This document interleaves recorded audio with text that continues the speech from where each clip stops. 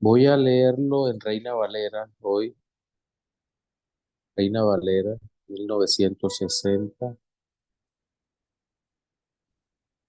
Dice, en el octavo mes del año segundo de Darío, vino palabra del Señor al profeta Zacarías, hijo de Berequías, hijo de Ido, diciendo, se enojó el Señor en gran manera contra vuestros padres.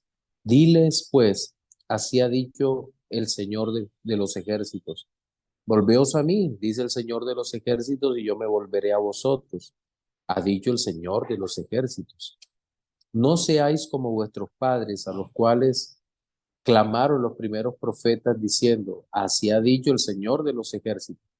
Volveos ahora de vuestros malos caminos y de vuestras malas obras, y no atendieron ni me escucharon, dice el Señor. Vuestros padres, ¿dónde están? ¿Y los profetas han de vivir para siempre? Pero mis palabras y mis ordenanzas que mandé a mis siervos, los profetas, no alcanzaron a vuestros padres. Por eso volvieron ellos y dijeron, cómo el Señor de los ejércitos pensó tratarnos conforme a nuestros caminos y conforme a nuestras obras, así lo hizo con nosotros.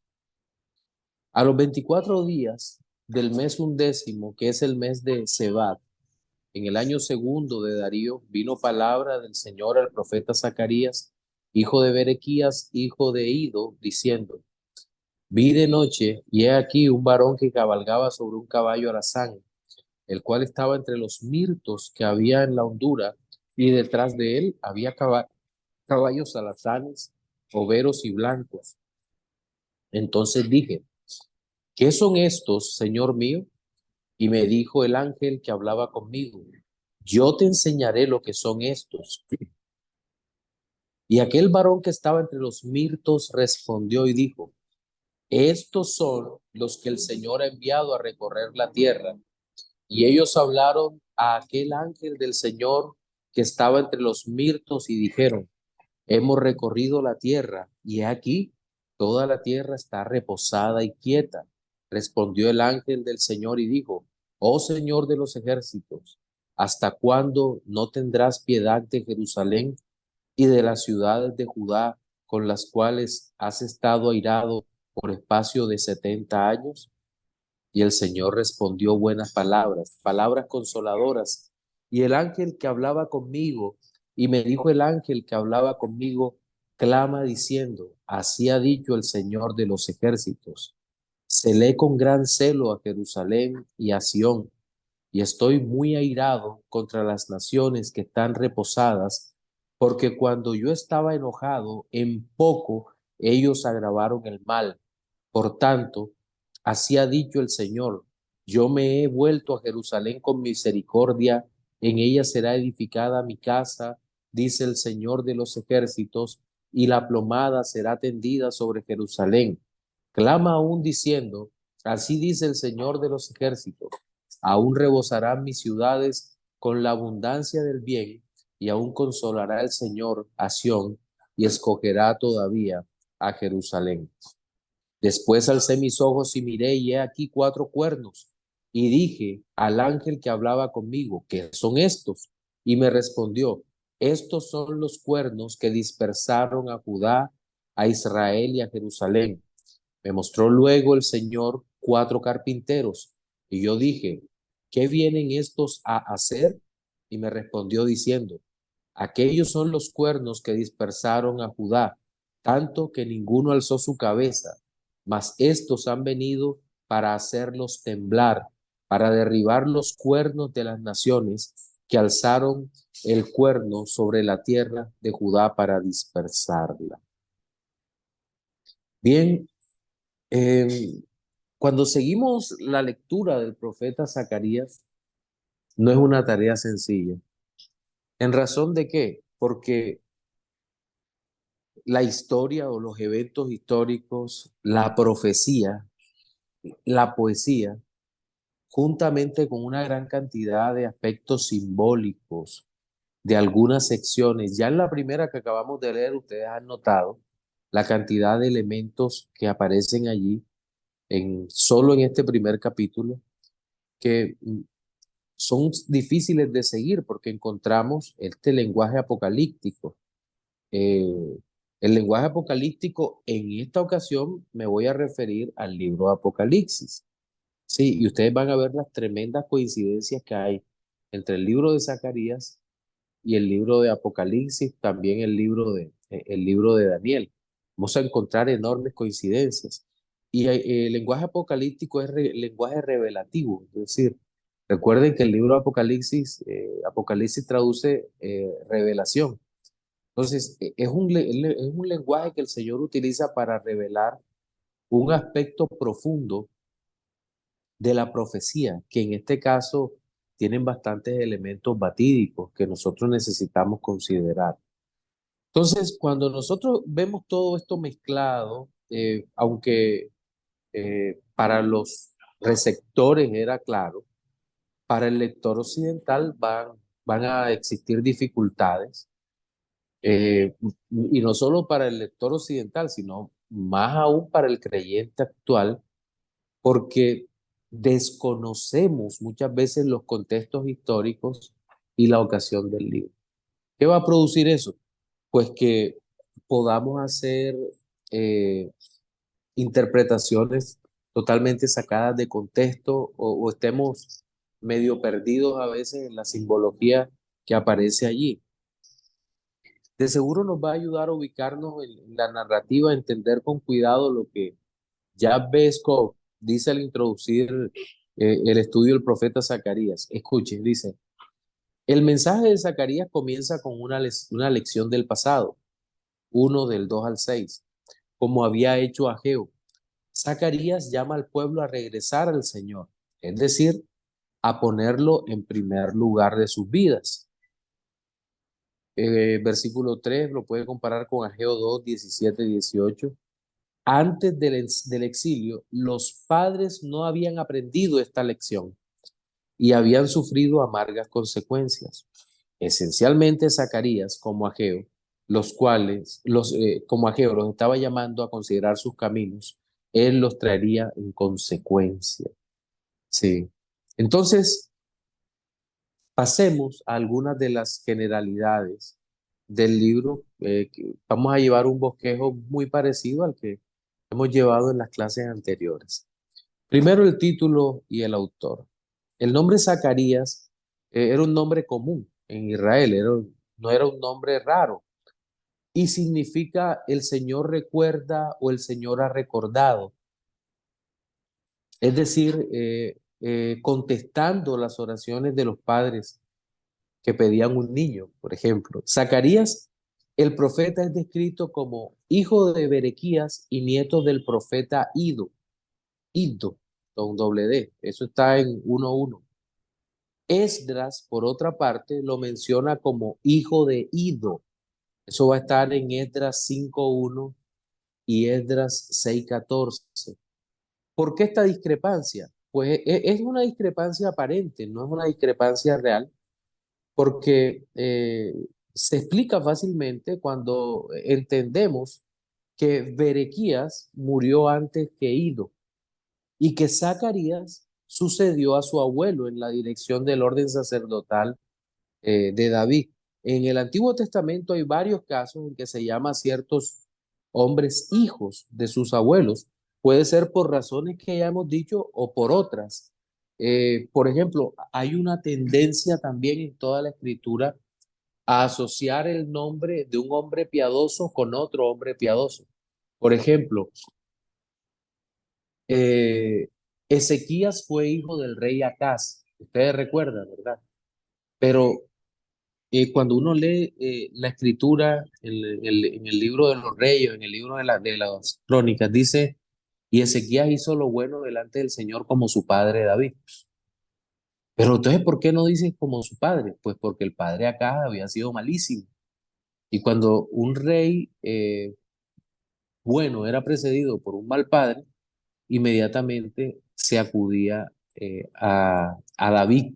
Dice, hizo lo bueno lo mismo que David, su padre, para eliminar del relato de manera consciente y se viera cuán malo era la persona que antecedía, que no se le no se le llevaba o no se traía a memoria al padre biológico. Entonces quería que lo supieran. Ahora, este caso de los abuelos, nosotros vemos casos, aquí hay algunos versículos por señalar, se lo permitan y se los muestro, estos que están acá. Génesis 29:5, Génesis 24:47, Primero de Reyes 9:16, Segundo de Reyes 9:14 o 9:20.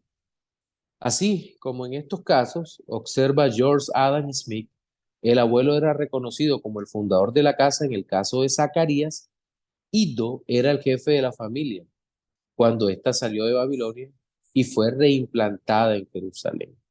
La referencia de Esdras a Zacarías como el hijo de Ido debe ser tomada en el sentido más general de descendiente en este caso. Esto es una nota que tomamos el comentario Bacon.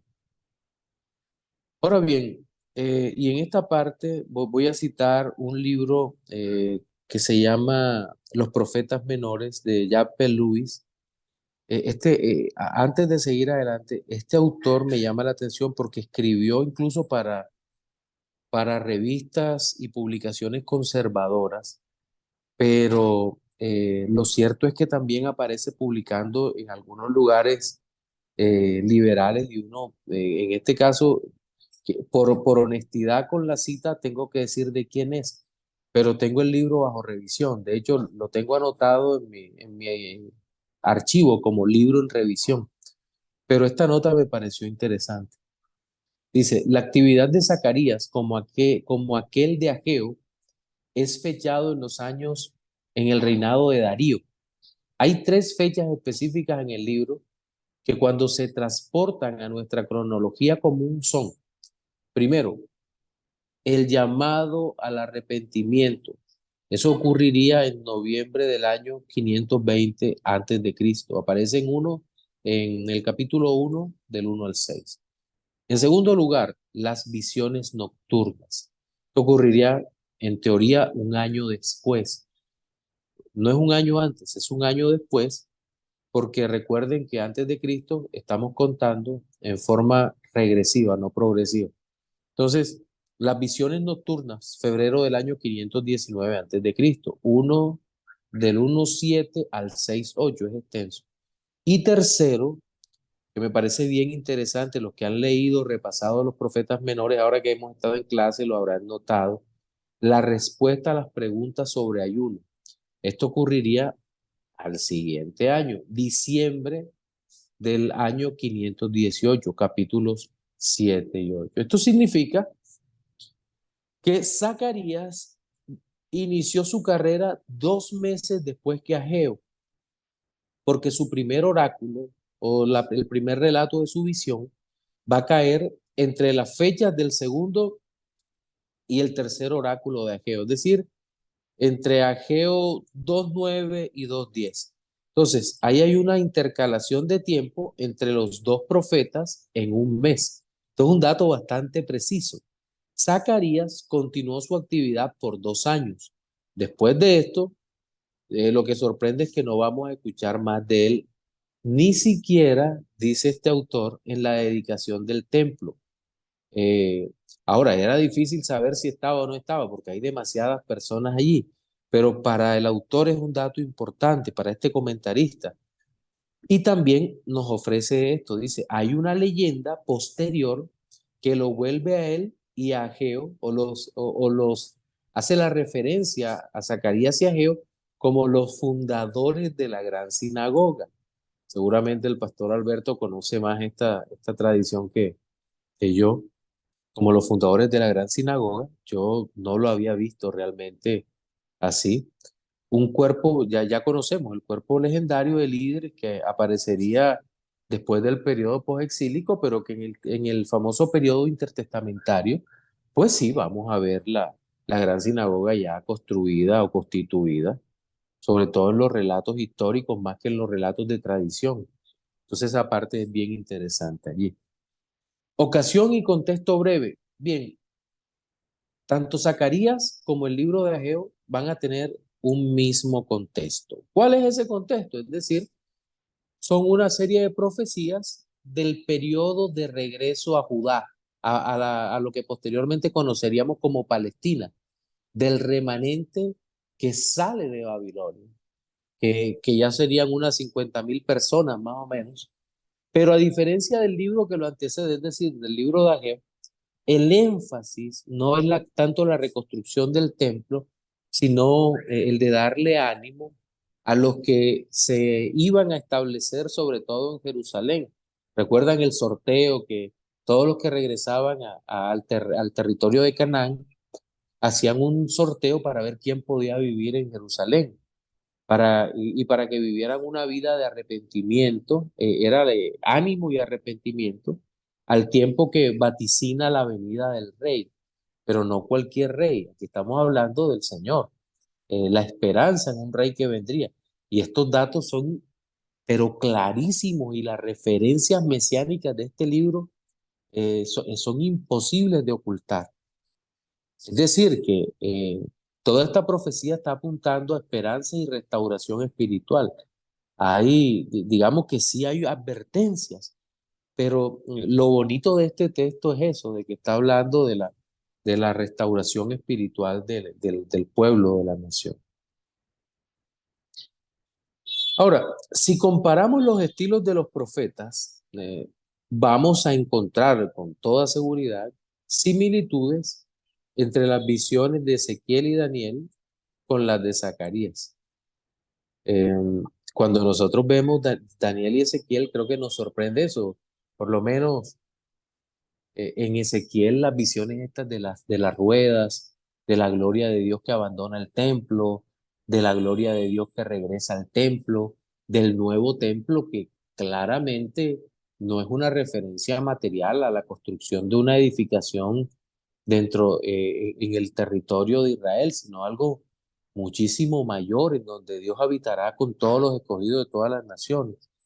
Pero también hay una cantidad de visiones en el libro de Ezequiel que nos impresionan, eh, sobre todo en las condiciones que vivía Ezequiel, profeta exílico, porque vivía en el exilio, al igual que Daniel.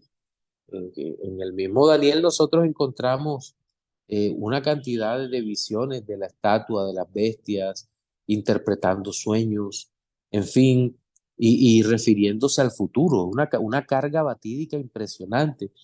Eh, con Zacarías va a tener una gran cantidad de visiones, una cantidad de símbolos que también los vamos a encontrar en el Nuevo Testamento, en el libro de Apocalipsis. Es decir, cuando una señal o figura de algo representa un acontecimiento, un evento que puede ser futuro y tiene que ver con juicios o también con la redención, esa señal o esas señales casi siempre tienen eh, una interpretación dentro del mismo texto. Esto representa esto, para dándonos claridad en lo que nosotros interpretamos. Porque no nos podemos engañar, el libro de Zacarías es un libro complejo, es un libro que nosotros no vamos a decir, no, en la primera lectura lo entendí perfectamente, no, le toca a uno no solo leer, le toca buscar referencias intrabíblicas y comentarios y toca mirar realmente cómo hacemos para entender la simbología. Luego entender la simbología en la mente de los profetas de Israel, cómo la comprenden, hacia dónde apuntan, cuál es el sentido de esta profecía. Pero también vamos a encontrar lenguaje escatológico. Pueden estar relacionados el lenguaje apocalíptico con el escatológico, pero no necesariamente quiere decir lo mismo. Recordemos, el lenguaje escatológico apunta al fin de todas las cosas, digamos, o a la esperanza a la esperanza del fin cuando estás en Cristo. Mientras que el apocalíptico es un lenguaje simbólico que, que puede o no apuntar al final de los tiempos. Es más un lenguaje revelativo en ese sentido, donde hay una serie de, de referencias simbólicas y demás. Y para nosotros ambos lenguajes van a ser van a ser complejos, sobre todo porque los profetas van a usar este tipo de lenguaje, algunos de manera más abundante que otros, como es el caso de Zacarías. Entonces, el lenguaje escatológico apunta a eventos, sí, pueden ser cercanos, pero también pueden ir al final de los tiempos, como en el capítulo 14 de este libro. Y en esta parte, o es en esta parte en donde hay diferentes escuelas interpretativas de escatología y vamos a tener diferencias muy significativas, pero el hecho es que nosotros, ajá, siendo reformados, vamos a identificarnos con una interpretación amilenial, siempre enfocada en la consumación de la historia, pero la consumación de la historia basada en Cristo, como aquel que ha vencido y que de nuevo vencerá a sus enemigos y a los de su pueblo. Usted puede comparar este libro, sobre todo en los últimos capítulos, con el capítulo 19, pero también el capítulo 20 de Apocalipsis, y creo que no nos vamos a cansar de sorprendernos por lo impresionante de las similitudes que hay aquí entre uno y otro libro.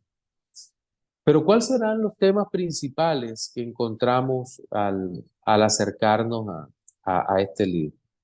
Bien, nuevamente son variadas y es un texto amplio, pero dentro de los profetas menores, voy a citar, permítame, a Kelly Deslis, presentan una propuesta interesante sobre la temática. No es distinta a la de otros autores en este caso, ¿no? Da tranquilidad porque digamos que tienen una aproximación al texto bastante conservadora. Em, Primero, la colección de visiones de gran fuerza poética que describen la restauración de Israel tras el exilio. Zacarías insiste como Ageo en la reconstrucción del templo, que será la sede y signo de la presencia y protección del Dios de Israel. Ya nosotros hemos dicho, y aquí es donde vamos a diferir un poco con Kelly Deslis, que el énfasis del libro no es la reconstrucción del templo. Sí lo menciona porque no podemos desconocer que es así, pero, el asunto es que no es un tema principal dentro de esto. Ahora, si se toma como un tema subsidiario, está bien. En segundo lugar, aquí habíamos dicho que es el arrepentimiento y demás. En segundo lugar, hay una colección heterogénea de oráculos proféticos que retoman y elaboran motivos de profetas anteriores. De hecho, Zacarías 14 presenta a modo de compendio una visión apocalíptica, aquí sería escatológica en vez de apocalíptica, del fin de la historia, en un combate final contra Judá, Jerusalén y la victoria de Dios sobre sus enemigos. Esta temática la vamos a ver repetida en Apocalipsis varias veces. ¿Por qué? Porque la lucha está planteada y es una lucha real, una lucha desde el principio de la encarnación, o cuando el Señor se hizo hombre, como lo relata Apocalipsis capítulo 12, por mencionarlo, pero luego vamos a ver esa guerra una y otra vez, Apocalipsis 17 y 18, cuando cae Babilonia, Apocalipsis 19, el jinete que cabalga con la espada y cuyo nombre es fiel y verdadero, Apocalipsis 20, el juicio, para finalmente Apocalipsis 21 y 22 ya encontraríamos la forma como el Señor vive con su pueblo.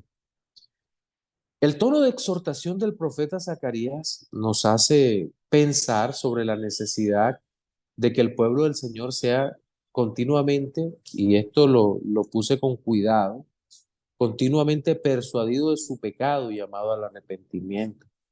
Porque hoy en día parece que se ha vuelto un lugar común, como la búsqueda de estar bien con Dios, pero sin arrepentimiento. Eh, Eso no tiene ningún sentido. Alguna vez hablaba con mi hermano, el pastor Alberto, y Alberto me decía algo bien interesante. Decía, no, falta que escriban un libro que se llame Cómo pecar contra Dios y no ofenderlo. Entonces, yo creo que en nuestra generación apuntan en esa dirección, en donde tienen en poco lo que es el pecado. Pero nosotros lo que vemos y lo que hemos visto en todos estos estudios proféticos son referencias continuas al arrepentimiento. ¿Por qué? Porque nuestra misma naturaleza, que a pesar de ser redimidos, seguimos siendo pecadores y aún no estamos revestidos de perfección y gloria, el llamado al pueblo tiene que ser el arrepentimiento. ¿Y por qué? Porque nosotros estamos viendo en Ageos, en Zacarías, y lo vamos a ver en Malaquías, que el pueblo que regresa, también lo vemos en Esdras y en Nehemías, el pueblo que regresa aquí es un pueblo que sigue pecando, es un pueblo que cae en desánimo, pero el problema no es solo que caiga en desánimo, sino que el desánimo lo conduzca al abandono de sus obligaciones espirituales, lo cual no puede ser. No puede ser. Por eso es la necesidad de levántate y resplandece. O sea, no puedes quedarte en ese desánimo. Porque si bien el desanimarse o el deprimirse no es pecado, sino una condición, el abandono de las obligaciones delante de Dios, religiosas en sentido positivo, sí es un pecado. Entonces, los profetas, sobre todo estos profetas menores, van a estar llamando una y otra vez al arrepentimiento, aun cuando el pueblo había regresado acá. Entonces, la idea de esto, bueno, un llamado al arrepentimiento, pero en medio de ese llamado al arrepentimiento también hay un llamado al ánimo, al consuelo. Es decir, que la profecía cumpla el propósito, que es la temática que venimos hablando en estos libros. Es el triple propósito de la profecía, ¿verdad? Consuelo, exhortación y edificación. El triple propósito de la profecía que Pablo habla en 1 Corintios 14 es un propósito glorioso que se va a repetir en todos los libros proféticos. Lo vamos a encontrar allí, mis hermanos, porque no puede haber, ¿qué tal que fuese un libro de solo exhortación? ¿Dónde se va la esperanza? ¿Dónde está? No habría ninguna esperanza para el que está allí, es como si estuviera condenado ya. No, pero hay esperanza porque estos libros tienen que tener un contacto real con el Evangelio, una relación vital, seria, orgánica con el Evangelio. Porque si no, toda la Biblia es el anuncio del Evangelio. Desde cualquier parte de la Biblia se puede anunciar el Evangelio. O que nada más Felipe, cuando escucha al eunuco leyendo Isaías 53, hace ese llamado. No, en ninguna manera. Hay desde otros muchos lugares, desde todos los lugares se debe poder predicar el Evangelio. Y aquí es donde los cristotelistas no entienden esto. No entiendo, pero aquí lo vemos en los profetas. ¿Qué son los profetas? Son hombres que proclaman profecía solamente. ¿Y de qué habla la profecía? Si no habla de Cristo, no es profecía. ¿Sí? Si nada más habla de mis necesidades y de la restauración. Por ejemplo, pregunto, cuando el pueblo regresa a Palestina, a lo que sería llamado Palestina por los romanos, el Señor estaba interesado únicamente en la restauración nacional, únicamente en la edificación de la ciudad.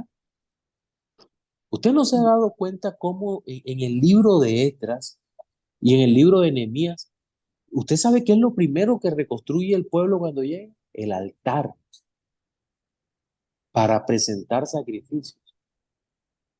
Antes del muro, ¿ah? Antes del muro. Y antes del muro se empieza también la reedificación del templo. Entonces, nosotros tenemos que ser muy cuidadosos en la forma, en la manera como nos acercamos a los libros proféticos, porque de otra manera vamos a volverlo de utilidad limitada, una restricción ética nada más. Eso nos vuelve liberales, pero no nos hace verdaderos creyentes que confían en el Señor, porque si bien el aspecto ético es interesante o importante, lo cierto es que tampoco puede ser el centro sobre el cual gire todo. No, para nada. Bien, también se va a remarcar la importancia de Jerusalén como la ciudad santa. Este punto es importante porque no podemos desconocer el papel que tendría esta tierra en la historia de la redención. No la Jerusalén per se, no porque tiene que ser reconstruida para que los judíos estén contentos, no, Gloria a Dios que el pueblo que creyese en Jesucristo iba a estar contento. Pero el propósito de los que regresaron, perdón, hay un micrófono abierto, por favor, ciérrenlo. Pero el propósito de los que regresaron era, era que en aquel lugar, bueno, el propósito de Dios para con los que regresaron era que en aquella tierra ocurrieran los eventos de la historia de la redención. Entonces, reconstruir la ciudad y no solo el templo era un asunto prioritario para el remanente. Y es lo que vemos en los capítulos 1, 2 y 5 del texto de Zacarías. El capítulo 8 va a presentar una imagen de Jerusalén, esto lo habíamos visto, con Dios en el medio. Piensa en Apocalipsis nuevamente. Dios en medio. No necesitan templo porque Dios mismo está con ellos. La ciudad misma es un templo. Entonces, y ellos habitando con toda tranquilidad. Es decir, esto genera un contraste entre la forma como los hombres, mire esto, como los hombres, aún los creyentes observamos la realidad que nos rodea y el pleno control del Señor que gobierna de manera soberana en su providencia. Dios en medio de. Podemos compararlo con Apocalipsis 4. ¿Por qué? Probablemente es en Apocalipsis 4 el Señor está sentado en su trono. Recuerden, el Señor le dice a Juan, sube acá. Juan sube y lo que ve es la adoración en el cielo, pero no ve a un Dios desconectado de la realidad que estaba viviendo en ese momento la iglesia. ¿Cuál era la realidad de la iglesia? ¿Una persecución? ¿Diocleciano era o Dionisiano? Creo que era Diocleciano. Una persecución tremenda en ese momento de la historia y, y estaban muriendo. Y de hecho el apóstol Juan estaba preso en Patmos, pero cuando tiene la visión del cielo, el Señor se muestra sentado en su trono, todo lo tiene bajo control, todo absolutamente. El Cordero está de pie, pero tiene todo y tiene los sellos en su mano. Entonces, por eso es tan importante esta visión profética. Ahora, la interpretación y teología del libro. Algunos eruditos han llamado, y yo creo que con toda justicia, a Zacarías el Apocalipsis del Antiguo Testamento. Y llama la atención que al igual que el último libro de la Biblia, las figuras que se utilizan para revelar la voluntad de Dios sean tan similares a las que encontramos en el escrito del apóstol Juan. Por ejemplo, los cuernos, eh, que está en 1:18 al 21, por eso lo leímos este capítulo. El candelabro de oro, vamos a encontrar 4 de 1 al 14 y otras varias figuras que permitirán aclarar el significado. Los caballos, que los acabamos de leer, los caballos, juntamente con la aparición que está en Apocalipsis capítulo 6. Esa nota no la puse. Las visiones del profeta no solo están dadas para cumplirse con los que llegaron a Jerusalén, sino que se extiende hasta el final de los tiempos, en un futuro escatológico en donde el reino de Dios se dé sobre todas las naciones de la tierra, en donde los creyentes esperamos su regreso, el regreso de Cristo. Zacarías en la historia de la Biblia. Varios son los pasajes del profeta Zacarías citados en el Nuevo Testamento. Ya hemos hecho mención de las múltiples referencias al Apocalipsis. Por ejemplo, Apocalipsis capítulo 17, que se puede comparar con Zacarías 12 del 10 al 14. Eh, sobre pensaba que íbamos a regresar sobre él, pero no puse la nota aquí. Pero además, las referencias que el profeta toma de los libros, como por ejemplo el libro de Oseas, eh, Isaías o Joel, se constituyen en tal vez las mayores reseñas que podemos obtener de otro texto de la Escritura y que nos ayudan a observar la magnífica armonía que hay en toda la Biblia, en toda la palabra de Dios. Bien, finalmente en esta parte aparece la cristología del libro. Zacarías presenta, yo creo que muchísimas, no muchas, sino muchísimas imágenes sobre el Señor, sobre el Mesías, sobre Jesucristo. De hecho, los escritores de los evangelios citan los capítulos del 9 al 14 más que cualquier otra fuente bíblica cuando procuran explicar el sufrimiento y la muerte de Cristo. Y aquí aparece también un patrón, es decir, una situación que se repite continuamente. Un patrón establecido entre el Antiguo y el Nuevo Testamento es el de Jesús como el Mesías que cumple las promesas. Es decir, es un patrón para los estudiantes de teología bíblica, eso lo deben tener en cuenta. ¿Usted quiere conocer muy bien la teología bíblica? Conozca muy bien el Antiguo Testamento. ¿Quiere conocer bien el Antiguo Testamento? Conozca la teología bíblica. Bien, entonces que el Señor, las promesas que el Señor dio se van a ver aquí desde el mismo Antiguo Testamento.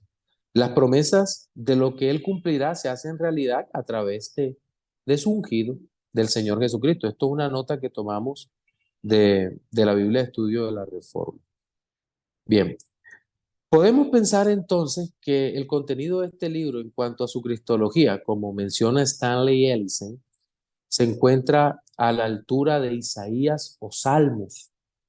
Mire esto, ya estamos hablando de palabras mayores. ¿El Mesías ocupa el lugar central o está en la periferia de cada una de las visiones? Y una de las conclusiones maravillosas que obtenemos es que vemos al Señor como sacrificado y rechazado, sí, pero también regresando en gloria como el Rey prometido a su iglesia. ¿Se acuerdan de lamentarán por el que traspasaron o llorarán por el que traspasaron? El bosquejo del libro de Zacarías es bien interesante. En primer lugar aparece un ánimo para el presente, capítulos del 1 al 8, un llamado al arrepentimiento, uno del 1 al 6, 8 visiones nocturnas, y son bien interesantes. Esto está en el 1 del 7 al 6, al 6 8 dice, el hombre entre los mirtos, 4 cuernos y los 4 artesanos, un hombre con un cordel de medir, esto también, mire toda la relación con Apocalipsis, ropas limpias para el sumo sacerdote, el candelabro de oro y los 2 olivos, Apocalipsis, ¿verdad? El rollo que vuela, la puede compare con Ezequiel, la mujer en la efa, nuevamente Apocalipsis, los 4 carros. Apéndice, coronación de Josué como profecía del renuevo venidero, problemas sociales y la transformación de Jerusalén, capítulos 7 y 8. Luego viene preguntas sobre el ayuno, fracaso de hacer justicia y en mostrar misericordia, bendiciones de Dios sobre la Jerusalén futura, respuestas a a la pregunta sobre el ayuno. Hay una pregunta y hay una respuesta. Bueno, de todos modos, las estructuras quiásticas de estos libros casi siempre nos llevan a mirarlo como si fuera un reloj de arena, ¿verdad? Una idea que viene de arriba muy fuerte, pero luego van descendiendo hacia una idea central para luego irse abriendo, complementando esa idea hasta volver a la misma idea que encontrábamos al inicio, una figura de reloj de arena. Extensión de las bendiciones de Dios a toda la humanidad sería el quinto aspecto. El futuro reino de Dios, capítulos 9 al 14, del que estamos hablando sobre las mayores referencias mesiánicas.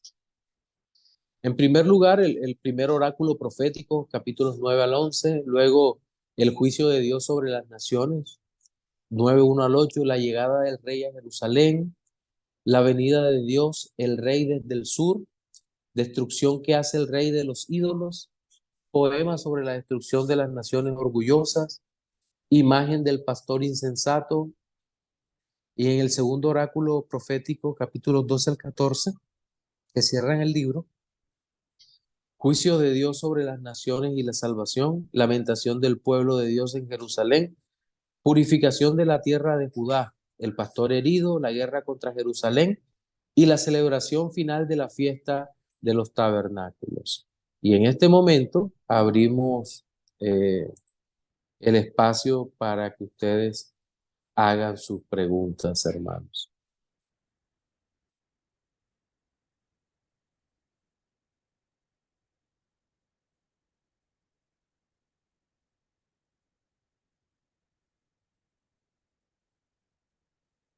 Reinaldo, Sí, pastor, un saludo. Bueno, saludo, mi quería hermano, preguntarle bendiciones. esto, gracias, si me pudiese ahondar un poco más en lo que dijo al principio acerca del lenguaje apocalíptico y el lenguaje escatológico. Escatológico. Sí, lo que pasa es que Apocalipsis técnicamente significa revelación. Por ejemplo, el libro Apocalipsis debe su nombre a que es la revelación de Jesucristo. Eso es un Apocalipsis, una revelación del Señor, pero en unas condiciones o en unas circunstancias muy visibles, a través de símbolos que representan una situación en particular o una acción particular relacionada con el Señor. Pero la escatología es totalmente batídica, es decir, apunta al final del tiempo, que sí, que es en la consumación final en Cristo, sí, pero la escatología apunta más al final de todo, mientras que el Apocalipsis es una revelación de. Entonces, esa es la diferencia que debe establecerse. No obstante, por lo general hay una mezcla entre los dos lenguajes. Y eso es lo que debemos tener muy en cuenta o hacer algunas consideraciones por ahí para no enredarnos. A veces la terminología se hace muy técnica y a veces los autores, sabes, que no son uniformes en el uso del lenguaje. Un autor como el que leíamos ahora, Gabio Luis, eh, habla de apocalíptico y yo creo que él lo que quería decir era lenguaje escatológico. Pero, pero como te digo, son enfoques a veces dentro incluso de las mismas escuelas, eh, pero también tiene que ver con el uso común, ¿verdad? Con el usus loquendi, ese que llaman, en donde hoy en día, ¿qué significa apocalipsis? ¿Cuál es el significado? Final o destrucción. ¿Por qué? Porque así nos lo vendió Hollywood y lo hemos comprado. Pero bíblicamente no necesario es así. Hay un aspecto revelativo. Por ejemplo, el Apocalipsis mayormente revela la gloria de Cristo, la redención en Cristo de los escogidos, aunque revela aspectos escatológicos de destrucción y muerte para los no escogidos. Entonces, ¿te das cuenta cómo hay que ser cuidadoso entre uno y otro punto? Entiendo, gracias. Con todo el gusto, mi hermano. Jonathan, Sí, Pastor, gracias. Pastor, una pregunta, y es que hace rato, bueno, hace años, para ser más exacto, tuve un pequeño debate que en ese momento no supe cómo, debate en buenos términos, no supe cómo hacer defensa de la fe en ese momento, ¿cierto? Y ahora que tocamos el ajá, tema de lenguaje apocalíptico, porque lo que pasa en el debate lo resumo, la persona me decía de que como yo le comprobaba a él de que Apocalipsis no era una copia o algunos fragmentos de lo que se narra en Apocalipsis no era una copia de lo que ya se había dicho en Ezequiel. Porque, por ejemplo, en Ezequiel encontramos la parte del librito, del libro, que ujú, Ezequiel se sí, lo come y acá en Apocalipsis también Juan también hace lo mismo. Y la ajá. persona me decía, pero ajá, y entonces ¿tú cómo me compruebas de que no es una copia, obviamente con cierta variación en la terminología, pero si vemos, el propósito del texto es el mismo? Sinceramente, en ese momento no supe qué decirle, ¿cierto? Ajá, sí. Entonces, ¿cómo en dado caso que se vuelva a dar un debate parecido, cómo podríamos decirle que no es una copia a una persona hipotética que se pueda presentar? Lo que, De, pa- de... Sí me hago lo entender que, la pregunta. claro que sí, Jonathan, Ok. lo que pasa es que creo que hay una especie de falacia en la pregunta, porque dice, ¿por qué es una copia de esto? El hecho es que hay una referencia del apóstol Juan a Ezequiel, hay una referencia y ahí no hay ningún pecado en eso. ¿Cuál es el problema de que, por ejemplo, el apóstol Juan cite un texto que aparece en Ezequiel o haga una cita libre, porque en aquel tiempo no había que hacerlo como hoy, sino que haga una cita libre y que obviamente esté dentro del contexto, dentro del cumplimiento pactual y demás. ¿Cuál sería el problema entonces con eso? Yo le dije a Yo, la persona, ok, continúe, pastor. sí, entonces cuando uno ve eso, mi hermano, tú dices, bueno, pero ¿cuál es el asunto? ¿Quieres decir que el escrito de Juan no es original porque tomó de los profetas? ¿A eso es lo que se refiere?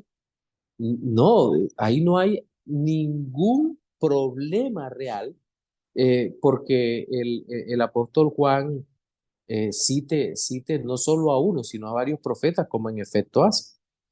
Como hay visiones que tuvo en Daniel que vuelve y se repiten acá, o en Zacarías y se repiten acá. Entonces, no hay ningún problema. Entonces, me parece que lo que están tratando es de poner una carga sobre Juan de que tiene que ser, abro comillas, original. Y no es verdad. Eso no es cierto. Porque lo que importa acá es que Dios se está revelando y está revelando su propósito relacionado con la segunda, con un pueblo perseguido, con la esperanza, mostrarle que son más que vencedores y obviamente toda esa esperanza se traduce en el advenimiento por segunda vez de nuestro Señor Jesucristo. Entonces, a veces yo me he acostumbrado a algo, Jonathan, sobre todo cuando estoy en debate, de escuchar cómo se plantea la pregunta. Porque cuando se plantea la pregunta, uno se da cuenta, a veces en unas preposiciones, que la persona no está preguntando correctamente. Sí, Que uno dice, sí, de hecho la pregunta era capciosa, era tratar claro que sí. de dejar mal parada, por decirlo así, la escritura. Sí, es como la que yo llamo la más tonta de las preguntas cuando quieren negar la existencia de Dios. Si Dios existe, significa que puede crear una roca tan grande y tan pesada que él mismo no la pueda mover. Y si no la puede mover, no es Dios. Wow, eso es una verdadera tontería porque está violando la ley de la no contradicción, ¿verdad? Porque Exacto. estamos hablando de qué pasa cuando se encuentra una fuerza imparable con un elemento inamovible. Esos son contradictorios, eso no ocurre, porque si la fuerza imparable se detiene, entonces no era imparable. Y si el elemento inamovible se mueve, no era inamovible. Entonces, son cosas como esas. Y hay que mirar las preguntas. Por eso es Es que una trampa. es una trampa, es un asunto, es una trampa. Entonces uno tiene que revisar eso y decir, aquí hay algo. Esto es una trampa, es un sofisma. Sí, exacto. Sí, Exacto. Yo en su momento, o sea, se acabó el debate y después uno comienza a meditar y uno, pero ¿por qué no le dije esto? ¿Por qué no le dije aquello? Y la sí, conclusión fue es que en realidad es una confirmación, lo que dice el apóstol Juan es una confirmación de la revelación de la profecía. Es decir, sí, la profecía como tal, el propósito no es convencer a la persona que la revelación es verdad, simplemente dar testimonio de la revelación de Dios simple. Problema de la persona si cree o no cree si es verdad. Porque sí. bien sabemos, Dios no tiene necesidad de demostrar de que Él es Dios, porque Dios Sí, es... de hecho, no, Dios no lo hace, no lo intenta, Exactamente. no intenta hacerlo, simplemente da su palabra, y su palabra es viva. Exacto. Gracias, Pastor. Ok, con todo el gusto, mi hermano. Gaspar, Sí, buenas noches a todos, pastores, y a los mi hermanos. hermano, un abrazo. Y igualmente, amados, yo de pronto voy a hacer un aporte, pero tomado en varios apuntes de ciertos hombres piadosos de Dios con respecto al libro de Zacarías que me llamó la atención.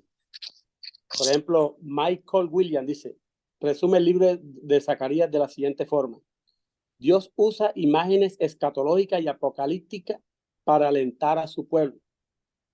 Es decir, que ahí el pueblo, pues, Dios le estaba mirando, mostrando al pueblo imágenes apocalípticas que se iban a suceder en el futuro.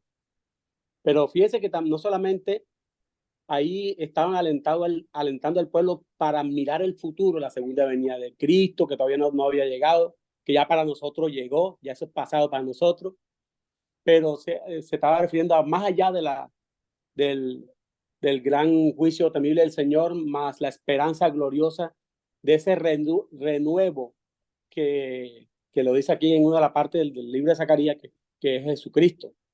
Pero fíjense que Winston Churchill dice, mientras más miramos hacia atrás, más lejos miramos hacia adelante, para aprender de su dolorosa historia, pero hacia adelante. Y fíjese que también dice San Jerónimo, con respecto al libro de Zacarías, que Zacarías es el libro más oscuro de las profecías hebreas.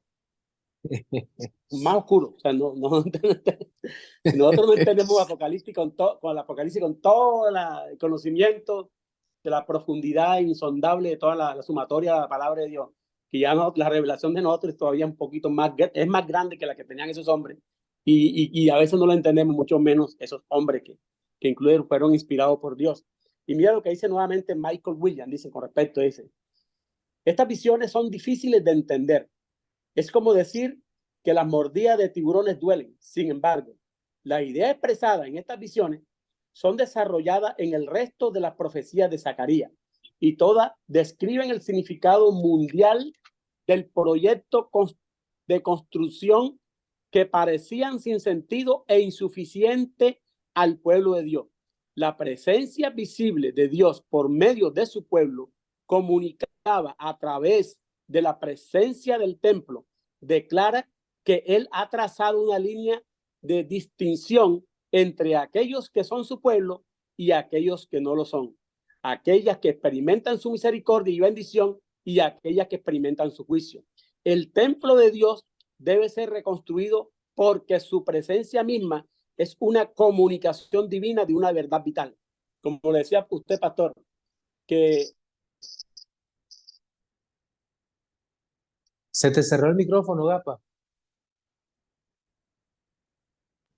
Digo, como lo dijo usted, que no era solamente para reconstruir el templo por solamente reconstruirlo. Había un propósito todavía aún mayor de reconstruir un templo, y es que Dios les estaba asegurando su bendición. Dice, él le decía, yo estoy con ustedes, cuenten conmigo. Entonces, por eso él le da las 8 visiones.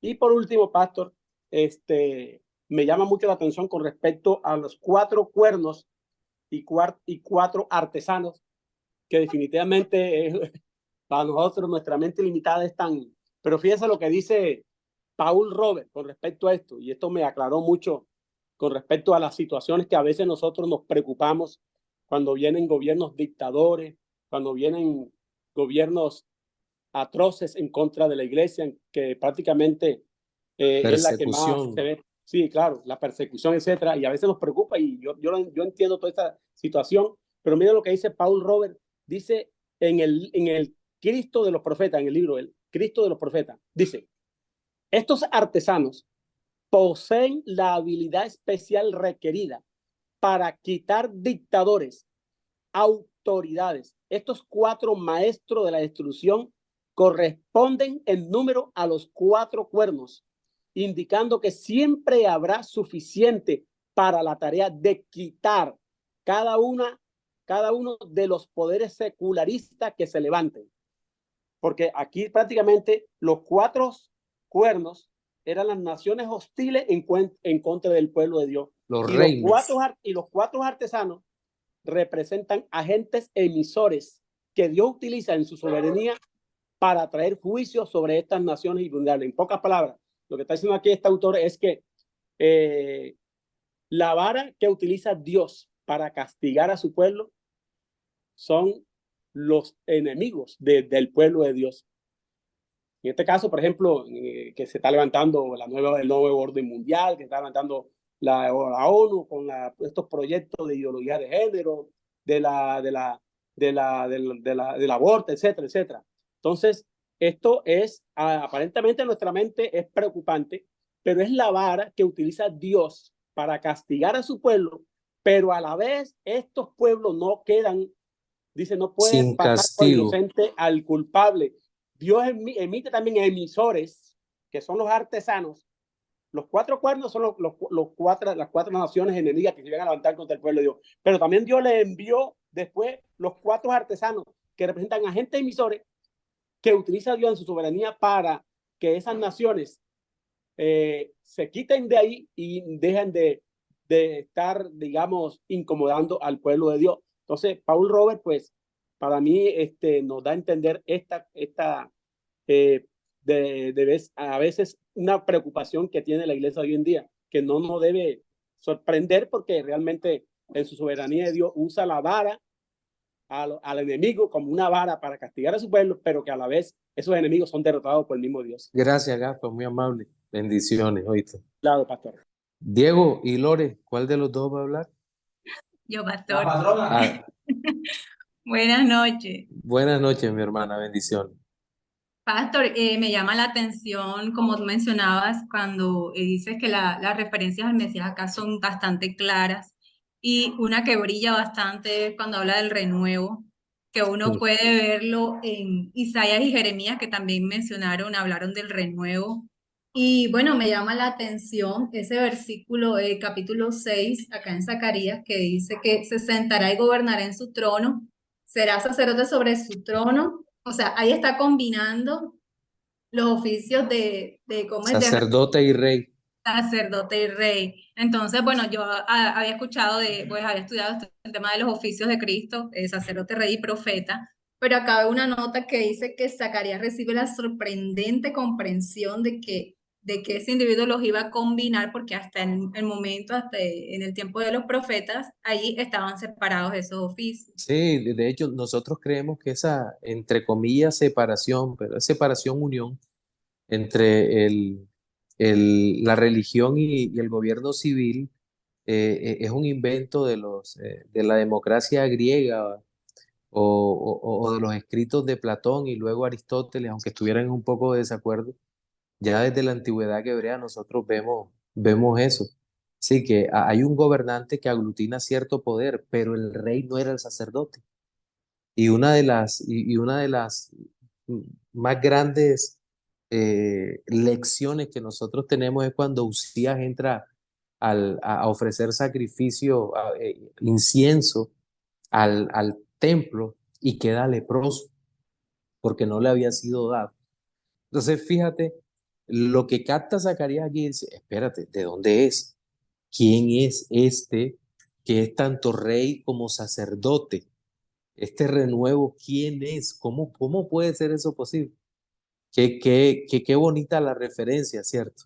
Es hermosa y muy directa, Lore, sigue. Así es, sí. No, era eso, pastor, gracias. Sí, Pastor, qué gracias a pena. ti, Lore.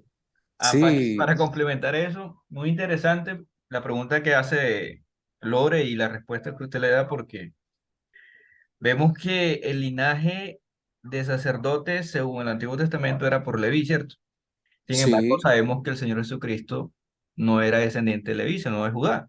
claro. Que Carta a dice los hebreos. exacto, que dice el apóstol Pablo. Bueno, el que escribió Hebreo dice que no era linaje de Leví, sino de Judá, etcétera.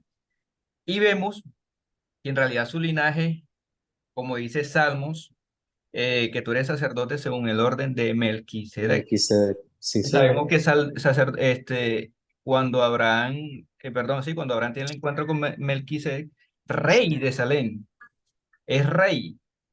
Y acá en Salmos dice que eres sacerdote según el orden de Melquisedec. O sea, ahí estamos viendo Mm, en Melquisedec rey y sacerdocio.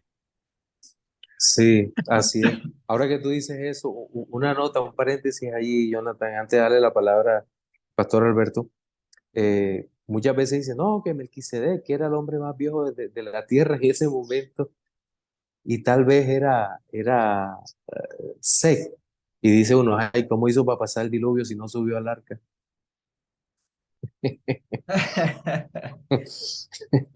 Sí, Qué bueno. Pastor, Pastor Alberto, adelante. Oye, muy interesante, Pastor, los aportes que se han hecho el día de hoy en torno a el libro de Zacarías. Ese libro es Eh, maravilloso, mi hermano. es maravilloso, Vamos a preparar un curso solo de Zacarías. un curso solo de Zacarías. Sí, Sí, sí. como decía usted al inicio, definitivamente que este libro no es un libro fácil, pero es un libro emocionante. Es un libro emocionante, tiene una enorme, yo veo en el libro una enorme carga simbólica que recorre el libro de principio a fin en casi todos sus capítulos. Yo quisiera retomar un momento algo que la controversia que decía el hermano Jonathan, y es que a ver si le puedo aportar algo en este caso. Mucha gente no entiende adecuadamente en el caso del Apocalipsis, porque se encuentran muchas referencias a otros libros de la Biblia, ya como incluso Daniel. Cualquiera que haya leído el libro de Daniel y haya leído el libro de Apocalipsis, pues va a encontrar una similitud impresionante, lo mismo que con Ezequiel. Y esa, de tal manera que me parece que la objeción de que cómo demostramos que el Apocalipsis no es una copia de Zacarías o de Ezequiel o de otro, o sea, es una falacia, como se decía, porque precisamente también demuestra en mucho la ignorancia de la persona en cuanto al estilo literario de los hebreos. O sea, no tiene conocimiento, sin duda alguna, de que ellos, a diferencia de nosotros, cuando querían enfatizar algo, lo repetían. Usaban mucho la repetición y ellos tenían sus propios géneros y sus propias cargas, sus propias figuras simbólicas que eran muy recurrentes. De hecho, no solamente las encontramos en los libros eh, del canon bíblico, sino que también encontramos todas esas referencias simbólicas en la literatura apócrifa judía, como incluso cualquiera que lea el libro de Enoch, o sea, se va a encontrar que tiene mucha similitud simbólica con la literatura apocalíptica, con Ezequiel, con Daniel. Pero es que eso no quiere decir, o sea, eso no deslegitima eh, la inspiración o la revelación bíblica. Eso es lo que nos está diciendo es que están utilizando los géneros literarios que hacen parte de su contexto eh, inmediato para ese tipo de literatura. Sí, Así que no hay, o sea, no hay nada que demostrar allí. O sea, sí, es más, es hasta un argumento bastante limitado, bastante inmaduro, por no decirlo de otra manera.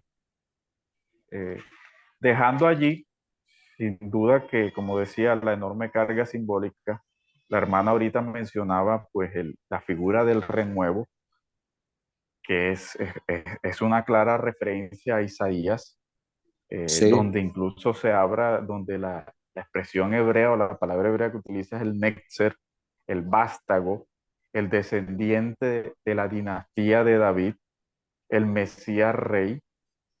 O sea, cualquiera que lea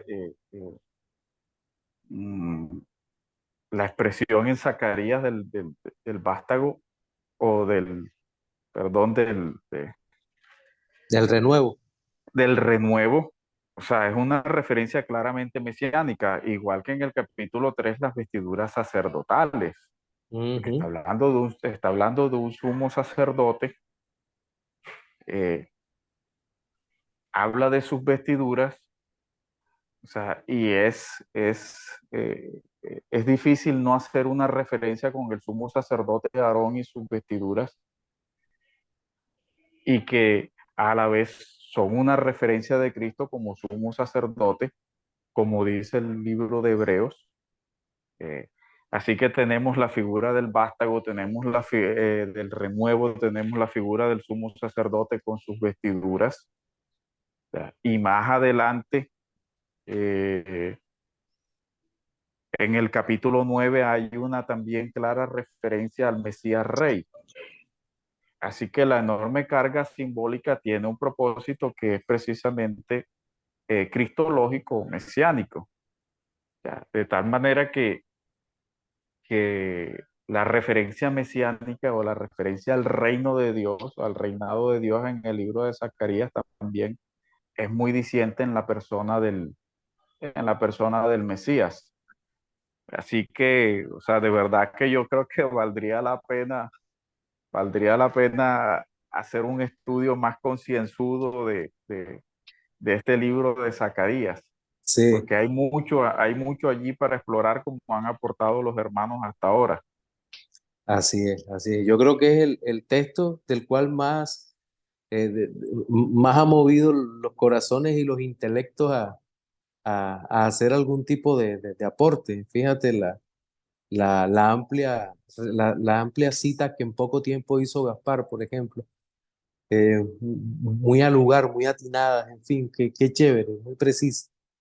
Lore, y bueno, y ahora tú, Pastor, vamos a darle paso a Reinaldo y luego nos vamos al descanso y regresamos unos 5 minutitos, 10 minutitos después.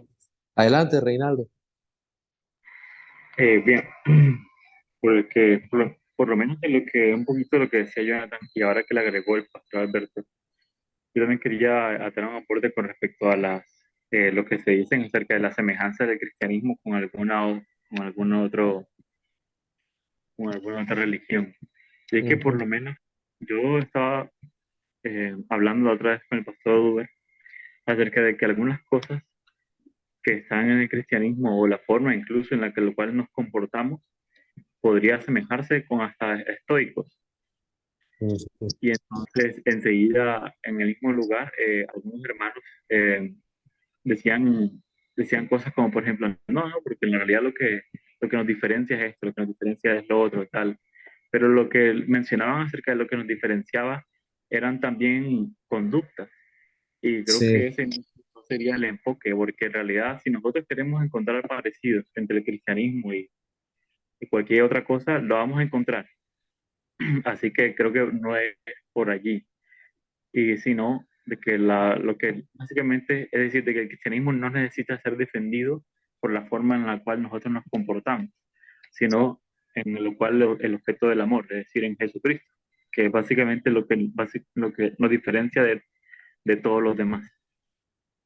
sí, Acerca de de por hecho, lo menos por eso es que el destino es el cielo, por eso sin él es el infierno. O sea, por eso es que también se entiende lo que es el apocalipsis como tal. Y por eso se entiende también esto, el final.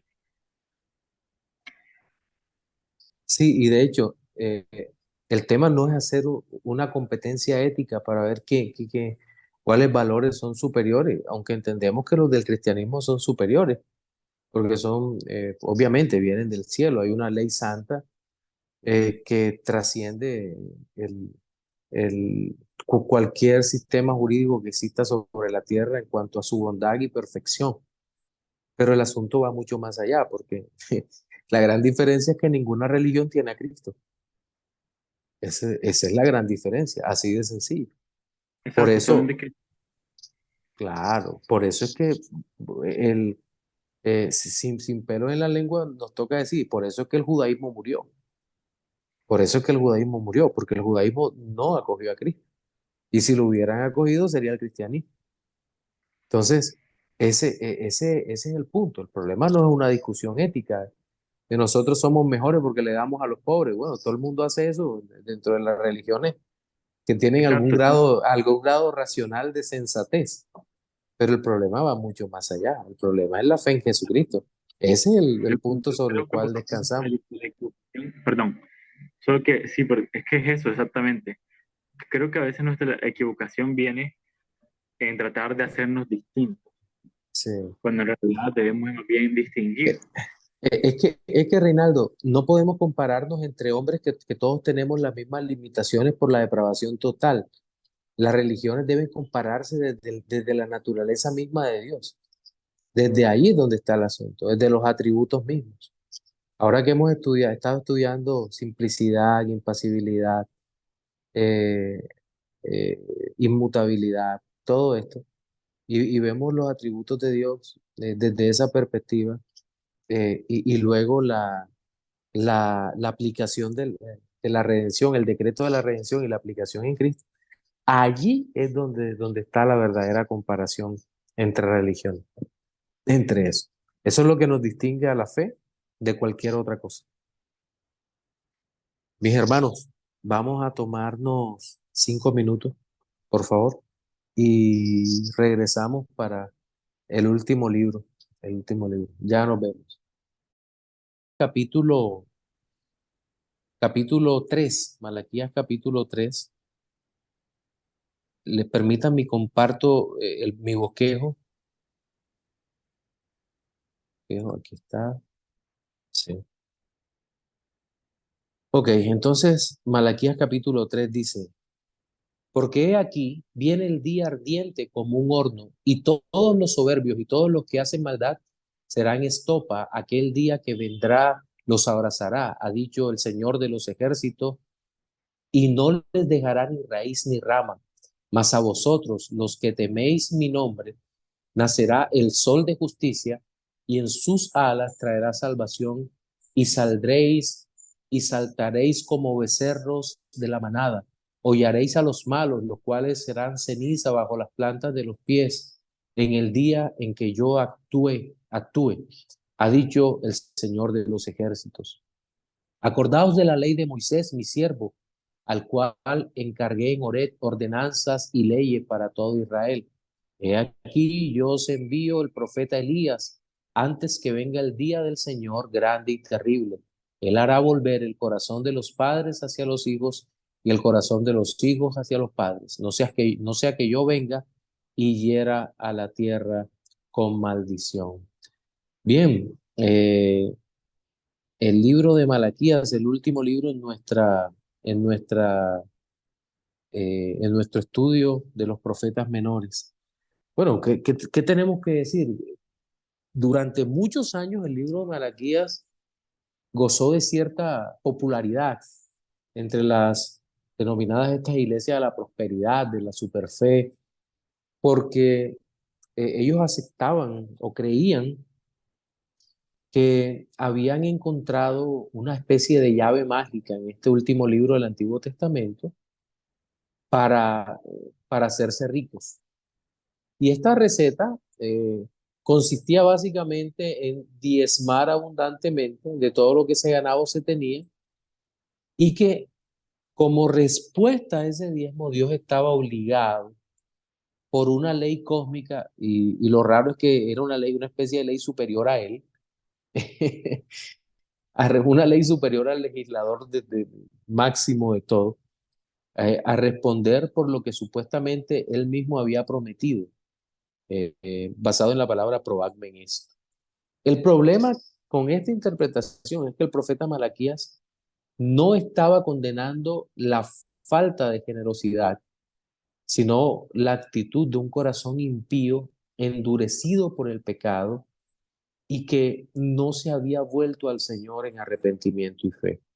Y que a pesar de haber recibido todas las amonestaciones de Dios de manera oportuna, el corazón seguía permaneciendo igual. El pueblo de Judá se había mostrado resentido, llamémosle así, contra el Señor, porque pensaban que el Todopoderoso les debía algo. Era algo bastante raro.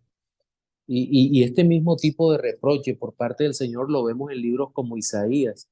¿Se acuerdan que él le dice, qué maldad hallaron en mí? Entonces, las molestias de los hombres para con su creador y sustentador daban fe de la falta de comprensión de la vida espiritual que como pueblo de Dios debían tener. Es decir, ellos no habían conocido a Dios realmente. Y lo curioso, mire, creo que esta parte nos hace pensar y reflexionar sobre nuestra misma actitud, porque lo curioso es que Dios, aun cuando los amonesta por sus maldades, finalmente responde con promesas de restauración, levantando a un profeta como Elías, precursor del Mesías, y abundante gracia a un pueblo que estaba inclinado hacia el mal. Bien, algunas generalidades de este libro. Bien. Malaquías, como dice Stanley Ellison, significa mi mensajero. Algunos lo consideran con la contracción de Malak Yah, que es mensajero del Señor. Además del autor, hay otros tres mensajeros que aparecen en este libro.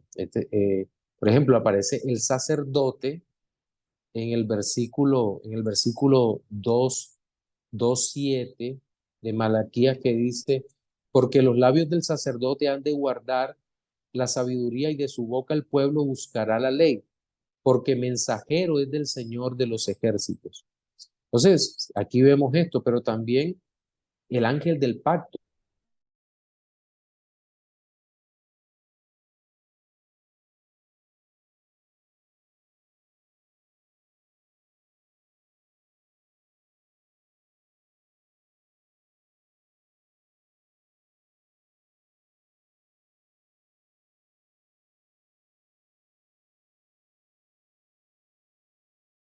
Quedo atento ya. Bueno, en cuanto a la autoría del libro, siempre la alta crítica ha hecho ha tratado de sembrar dudas sobre el escritor original de algunos libros, como el caso también de Malaquías, y el propósito es desconectar el autor del libro para que quede siendo un libro cualquiera, es decir, un libro sin inspiración divina, porque la inspiración vino de parte de Dios sobre estos hombres santos para que escribieran la palabra de Dios. Entonces siempre va a haber este tipo de crítica ácida. Pero los argumentos en contra de Malaquías, como el autor de la última de las profecías, van desde la ausencia de una biografía en la referencia a su padre o padres y su procedencia, hasta llegar a decir que Esdras, usando otro nombre, en este caso Malaquías, fue el que escribió el libro. Y uno dice, pero ¿cómo se atreven ellos a decir semejante barbaridad cuando al principio del libro, al igual que en los otros profetas o la mayoría de los profetas menores o en los otros libros de la Biblia, dice profecía de la palabra del Señor contra Israel por medio de Malaquías? Entonces, ante esto, ellos responden que Malaquías 1:1 es una frase añadida.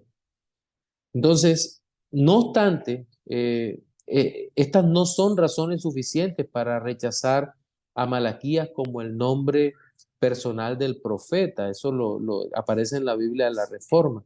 Además, no existen manuscritos que lleven a dudar de la autoría de este profeta. También es necesario considerar una información importante que aporta Edward Young.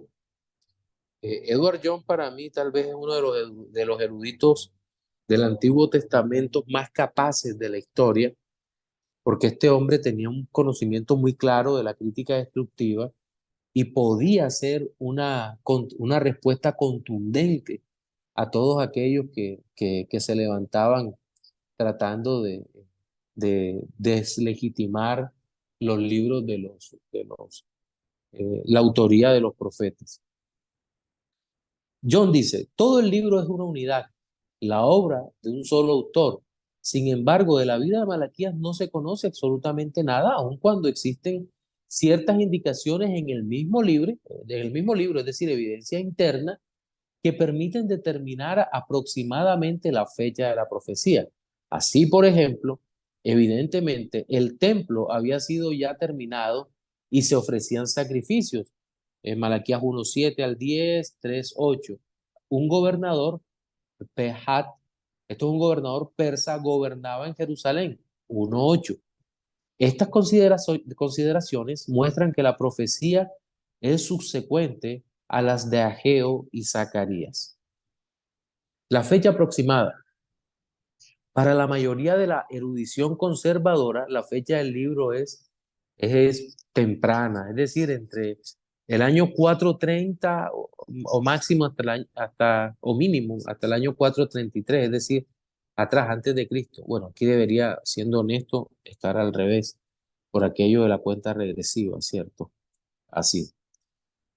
Pero otros apuntan a una época más temprana, alrededor del 450, pero eh, debido a la narración del regreso del remanente que encontramos en los ministerios de Esdras y Nehemías, la referencia al gobernador que hace 1:8, creo que estoy seguro, pues que las primeras dos fechas, es decir, entre el 33 hasta el 30, son las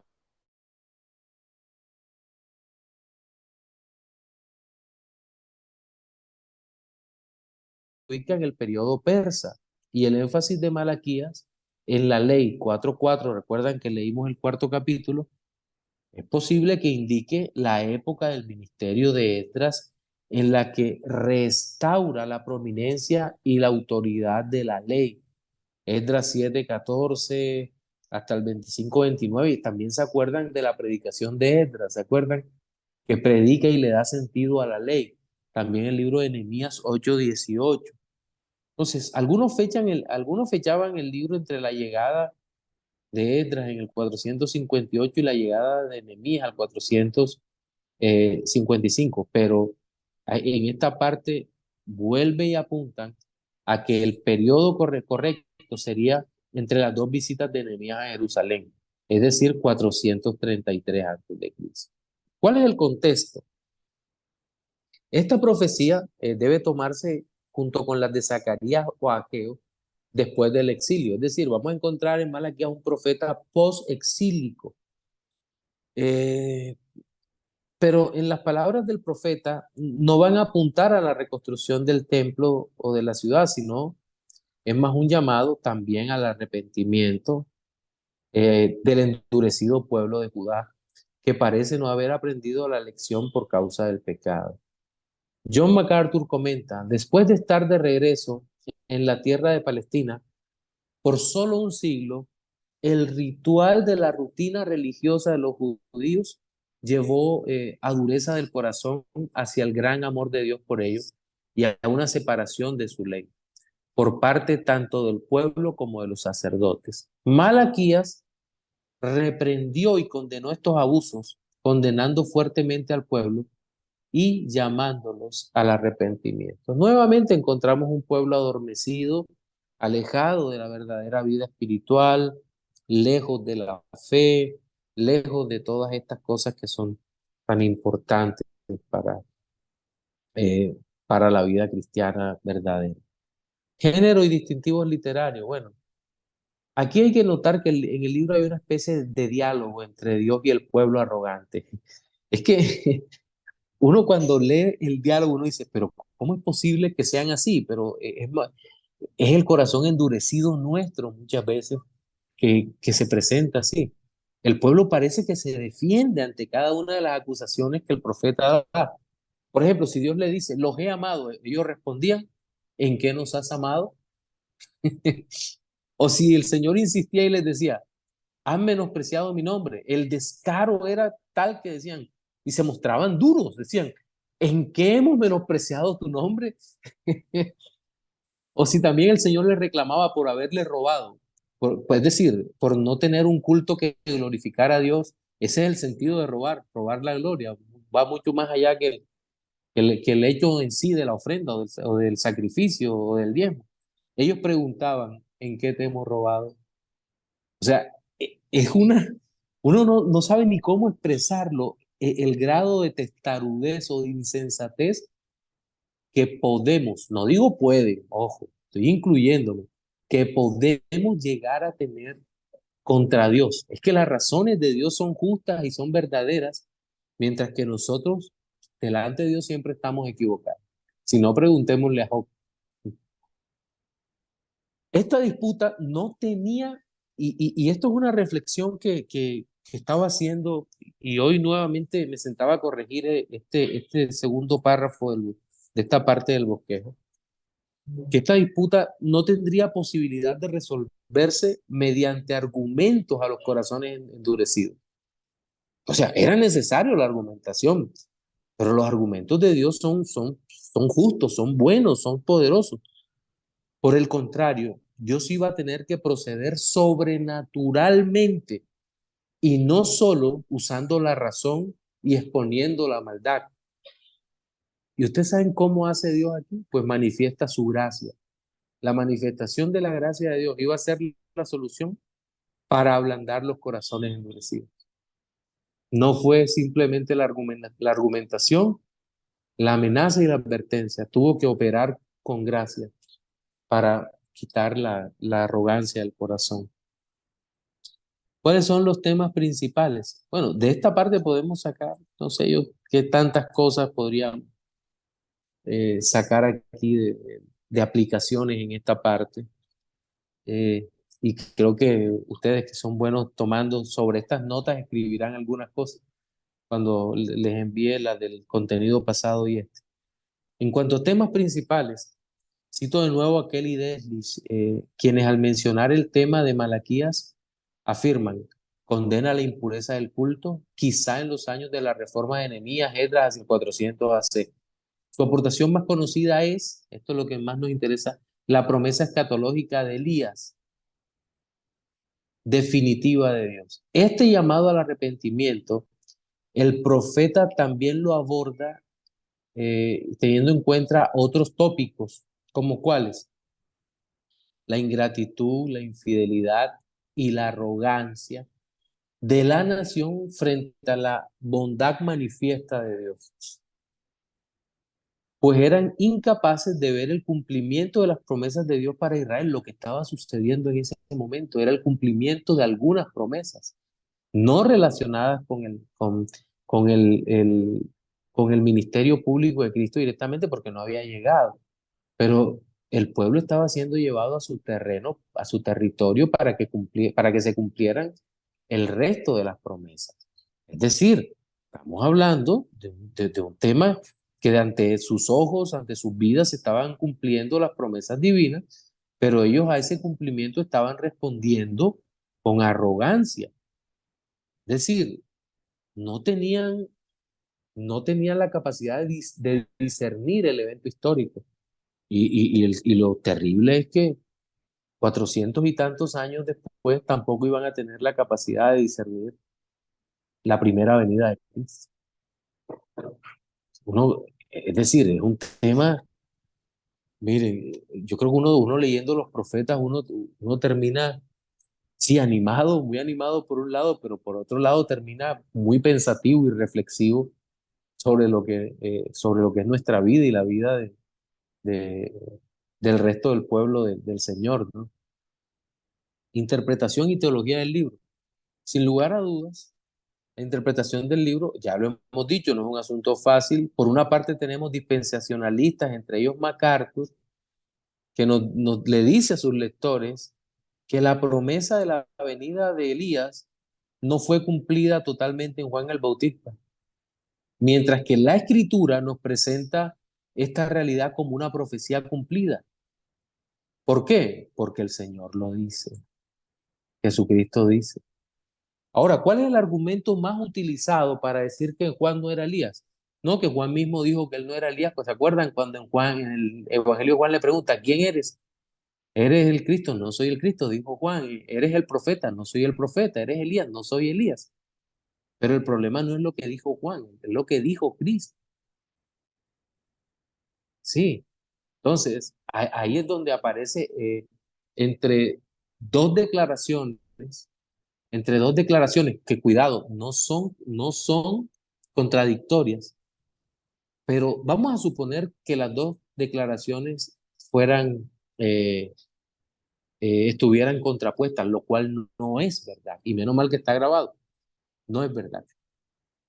Habría que tomar la de mayor autoridad, y la de mayor autoridad, sin lugar a dudas, es el Señor Jesús que dice, vino. Pero entonces, lo que es importante aquí es que Juan está diciendo que él no es Elías porque Elías pues, no había muerto, no fue que resucitó de entre los muertos porque no había muerto. Entonces, ¿en qué sentido era Elías? Pues que el Señor dice que vino en el espíritu y en el poder de Elías. Entonces, aquí los dispensacionalistas, entre ellos MacArthur, creo que se equivocan, pero terriblemente, porque en su literalismo tan fuerte, tan deseoso de probar su postura, abandonan lo obvio de la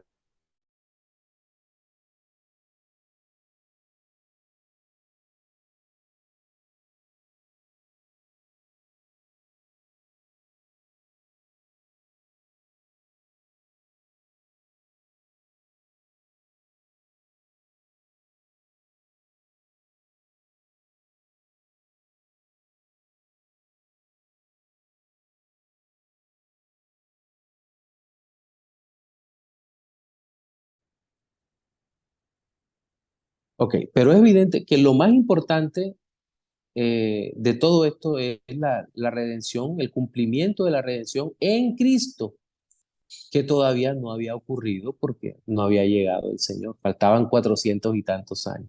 Pastor, qué pena Entonces, interrumpirlo. Voy a, ajá, voy a cambiar un momentico de conexión porque me está fallando el internet, entonces voy a cambiar de red, ¿vale? Para que no ande pasando eso. dale, mi hermano. Menos un minuto. Ok.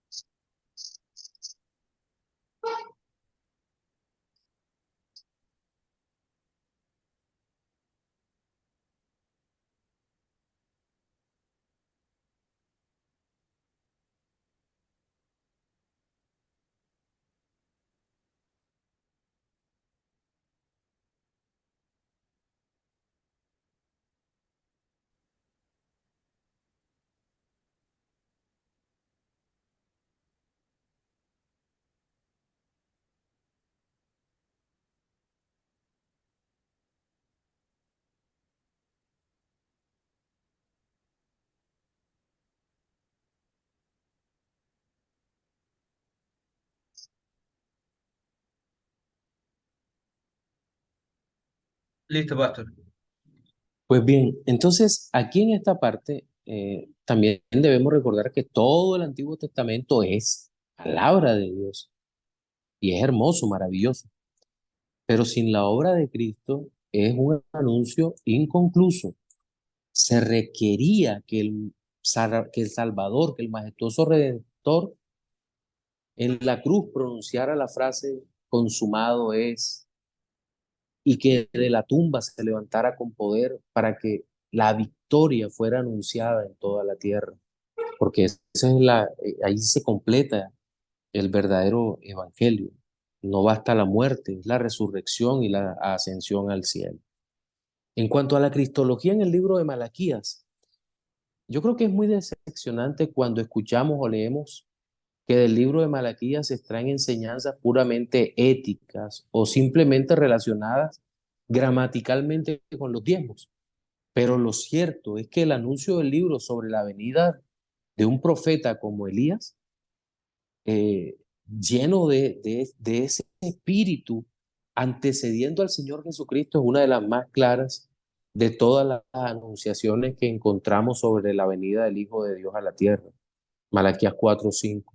El propósito de esa proclamación es maravillosa, puesto que apunta a una restauración previa al advenimiento.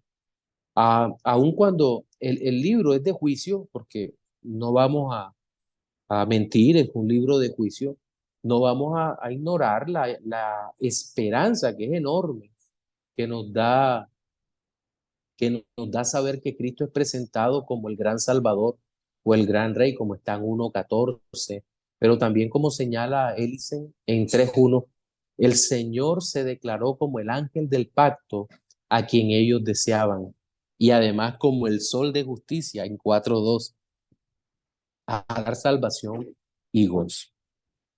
El bosquejo del libro es supremamente interesante. Eh, Encontramos en la primera sección, Israel duda del amor de Dios hacia ellos, 1 del 1 al 5. Luego la importancia de la verdadera adoración, 1 del 6 al 2:9, o al 1:6 al 13, no, al 2:9. Y hay dos subdivisiones: ofrendas contaminadas del pueblo, 1:6 al 14, y los sacerdotes contaminados. El simbolismo aquí también es interesante. Luego el fracaso de Israel en las prácticas matrimoniales, matrimonio con esposas idólatras, 2 del 10 al 12, divorcios de las esposas israelitas, 2 del 13 al 16. Fíjense, aquí nos acordamos enseguida de Esdras, de Nehemías. En el 4, respuesta de Dios al pecado, 2:17 al 3:5. Los culpables cansan a Dios con sus excusas, en la obra purificadora del mensajero. En quinto lugar, el deseo de Dios de bendecir, su promesa inmutable de perdonar al que se arrepiente. E Israel le roba a Dios, 3 del 8 al 12, para finalmente hablar de la distinción entre el justo y el impío. 3, 13 al 4, 6. Actitudes y palabras duras de los cínicos, conductas piadosas de los fieles y el día del Señor. Bien, creo que esa es básicamente la temática. Sus preguntas y aportes sería bueno escucharlos, que ya se nos agota el tiempo. Esta vez les pido un poquito más breve porque ya casi se cierra el tiempo. Pastor Albert.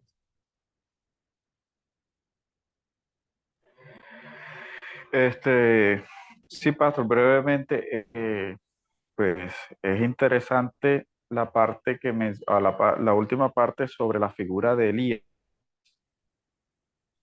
Eh, Allí en ese punto, eh, ¿qué podemos decir? Ellos en el judaísmo se distinguía la figura de Elías de la del profeta. Es interesante que a Juan el Bautista le preguntan si él era Elías, es decir, y la pregunta indica, es decir, ¿eres Elías en persona? Porque luego le pregunta, ¿eres el profeta? Juan dice, no, yo no soy, a él le hacen tres preguntas, ¿eres el Cristo o eres el Mesías? Y dice, no, yo no soy el Mesías. Segunda pregunta, ¿eres Elías? No, dice, no soy Elías. Tercera pregunta, ¿eres el profeta? No, no soy el profeta.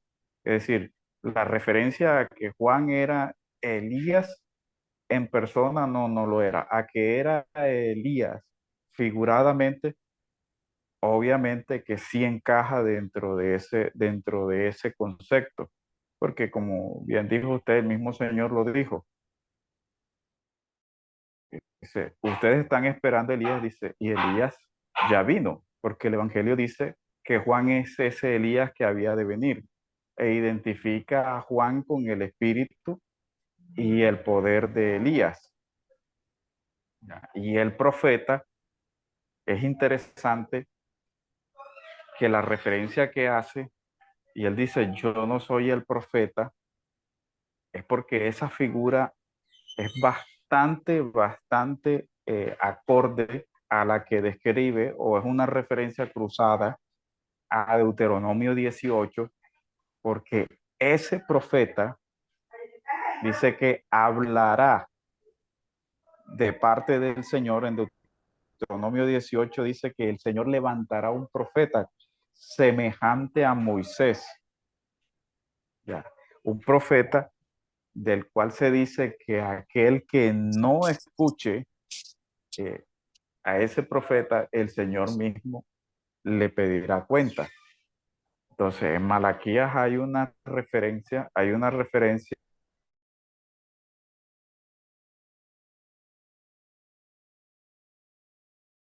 de Elías como precursor del Mesías, pero no es Elías en persona. De tal manera que el argumento dispensacionalista de MacArthur no tiene fundamento alguno al identificarlo como él lo describe, pero sí es una clara referencia eh, a que la figura de Elías está vinculada a la figura del Mesías como su precursor.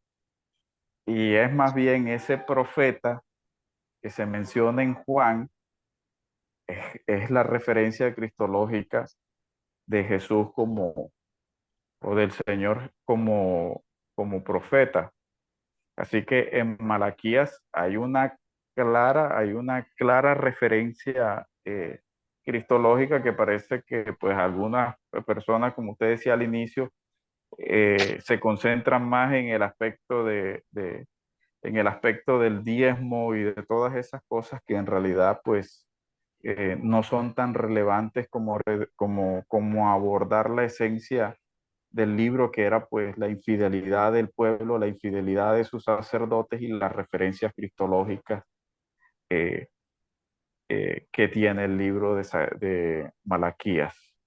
Hasta allí, Muchas, Pastor, el aporte. muchas gracias. Y recordemos algo, la revelación es progresiva, ¿cierto? Y en el mismo Antiguo Testamento, recuerden esto, va a haber una progresión. Y en los últimos libros, si ustedes lo han visto, del Antiguo Testamento, los profetas menores, las referencias cristológicas van a ser mayores a los de otros lugares, porque en poco espacio se van a concentrar muchísimas referencias cristológicas. Es un crecimiento. Entonces, ahora, lo que sí no sé, porque no sé, es en qué punto o hasta dónde es ese crecimiento, pero es una realidad que nosotros consideramos, que miramos de esa manera. Vieron. Gapa, mi hermano, adelante. Bueno, nuevamente, buenas noches. Bueno, Pastor, esta noche también voy a basarme en una referencia que me llamó la atención del libro de Malaquías Ajá. con respecto a las profecías que ellos no vieron cumplir. Estaban esperando que se cumpliera y dice Roger Ellsworth, abriendo Malaquías, página 13, dice: dos profetas, Ageo y Zacarías, habían prometido que el templo superaría el de Salomón. Ageo 2, del 1 al 9. El pueblo concluyó que la única manera en que esto ocurriría es si el Mesías mismo venía y hacía el templo glorioso con su presencia. Los años pasaron y el pueblo no vio nada que se pareciera al cumplimiento de las profecías de Zacarías y de Ageo.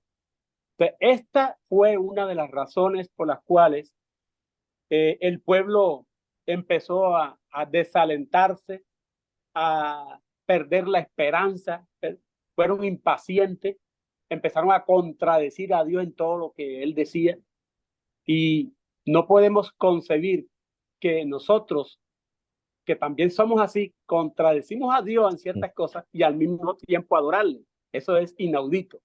No puede por ninguna circunstancia. Entonces el desaliento fue que se enfriaran todo el pueblo de Dios, sabiendo que Dios le había sacado de la cautividad. Y esta le produjo un espíritu de indiferencia y apatía y de hipocresía. Ellos empezaron a hacer, el libro incentiva la religión de corazón, que se lleva a cabo de corazón.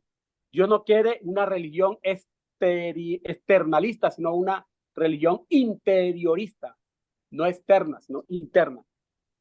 Entonces, eso hay que tener en cuenta. Y para finalizar, tengo un librito que se llama Los profetas del Antiguo Testamento por K.M. Yates, proclamando su mensaje para el día de hoy.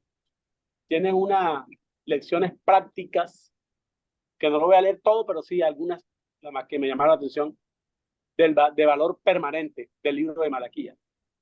Dios ama y bendice al hogar cuando es puro, limpio y feliz. El divorcio, fuera de la única causa bíblica, es una abominación para Dios y una calamidad social. La falta de sinceridad en la adoración es una ofensa a Dios. El pueblo de Dios debe ser celoso del santuario. La impaciencia conduce con frecuencia a falsas acusaciones contra Dios. Quien vive en el pecado no espere agradar a Dios, ni siquiera con costoso sacrificio. El descuido y la indiferencia en la adoración son los primeros escalones de la declinación de la vida religiosa. Cuando un ministro de Dios falla en el hecho de enseñar la verdad y en el estudio de la misma, y además es inmoral, el pueblo sufre hondamente. Una religión barata o que nada cuesta y los sacrificios ofrecidos con mala disposición son desagradables a Dios. Cada persona ha de decir si el gran día de Jehová será para ella la bendición y paz de la gran tribulación. En lugar de pregonar nuestras dudas a otros, como lo hacían los sacerdotes, hablemos en secreto con Dios, que pueda resolverse y guiarnos hacia la paz, la verdad y la felicidad. Y esto lo podemos también ver en el falso evangelio de la prosperidad que prometen ciertas cosas agradables, que el diezmo bendice, que si el diezmo tú no diezmas te va a traer maldición. Cuando no ven cumplido esa promesa del diezmo, entre comillas, que bendice a una persona, y se ven frustradas, esas personas entran en una decadencia espiritual y empiezan a contradecir a Dios. Yo te diezmé, Señor, y ¿por qué no me Sí, bendiciste? Y empieza a contradecir a Dios. Si tu palabra dice que tú me tienes que bendecir, y empiezan a cuestionar a Dios y empiezan a contradecir a Dios. Es un evangelio que produce deterioro espiritual. claro, porque la frustración que crea es terrible. Así es, Gapa. Muchas gracias, mi hermano. Rey.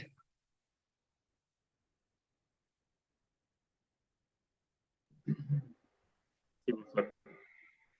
Eh, con respecto a lo que usted decía acerca de Juan el Bautista, de cuando él no negaba y que eso no es una contradicción, yo también me había preguntado eso.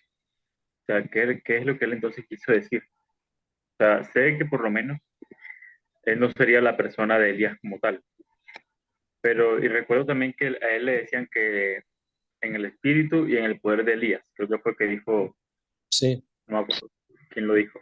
Pero entonces, ¿a qué se refiere esto? ¿Es un carácter?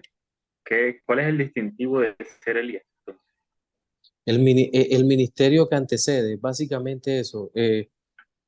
Digamos que Elías es tomado y llevado a los cielos y no va a ser regresado como algunos dispensacionalistas dicen, no, porque tenía que morir. No, no, no es eso, sino que de la misma manera, con el mismo ímpetu, con el mismo poder de acercarse, aunque Juan no hizo ni un milagro, porque la Biblia lo dice, creo que es en 10:42, si no me equivoco, Juan 10:42, pero el mismo carácter de proclamar al Señor, de ser el que va como abriendo el espacio, a eso es lo que se refiere. Cuando llegara Él, pues vendría el Mesías.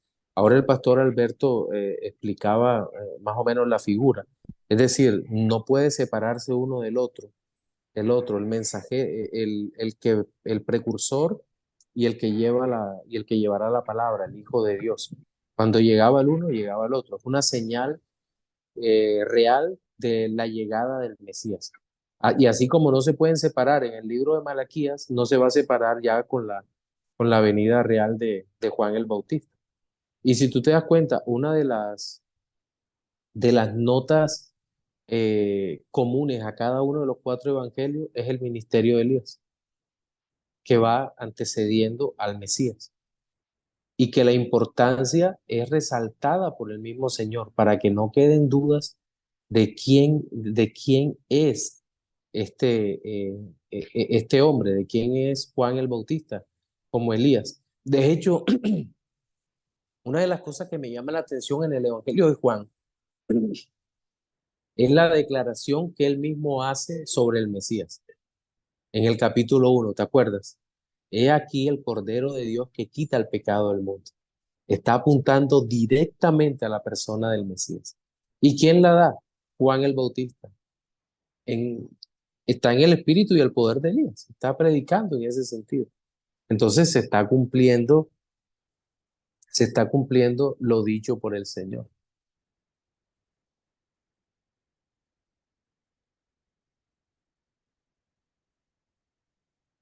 Tienes cerrado el micrófono, Rey. no, listo, gracias. Ah, bueno, mi hermano. Bueno, vamos a orar, damos gracias a Dios. Hasta aquí son los contenidos, pero el próximo, creo que el lunes, vamos a tener una reunión de retroalimentación. Por favor, lean las notas. De allí va a salir el examen. ¿Cómo va a ser el examen? El examen es posible que sea el día viernes o el día sábado de la otra semana, no mañana, sino de la otra semana, para que tengan tiempo de estudiar.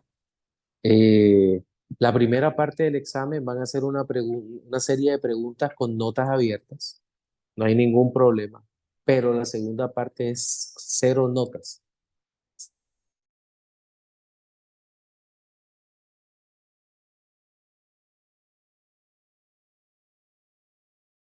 todo el examen. Me gustaría mucho que el lunes que nos reunamos, ya no es una clase grabada, ya no, pero que cada uno ya tenga su propuesta de los que están tomando el curso, de su propuesta de ensayo. Es decir, mi tema es este y mis divisiones son estas. No importa que no lo hayan terminado, pero si lo han avanzado, sí. Es más, si pueden tener una tesis, una preposición de lo que va a tratar su ensayo, sería muy bueno. Y que nos las compartiera, porque para nosotros es muy enriquecedor. Por ahí vi que Gaspar ha estado investigando bastante, o sea que tenemos expectativas altas, Gaspar, de tu ensayo, ¿viste? Pastor, ya yo envié el ensayo hace rato. Ah, bueno, pero qué Sí, sí, bien. hace Sí, como sí, ok. Sí, hace como semana y media más o menos el pastor Perfecto, él lo mandó. perfecto. Con razón lo veo fuerte al hombre ahí. no, es Entonces que el nos reúne. tema es El tema, importante, es maravilloso. el tema es hermoso, sí, señor. Se Sobre deleita todo uno. con el enfoque bíblico es de lo mejor. El enfoque, ese enfoque bíblico, cuando estamos alejados de todas esas cosas con cosas que no tienen nada que ver con la escritura y vemos la palabra nada más. Qué hermoso.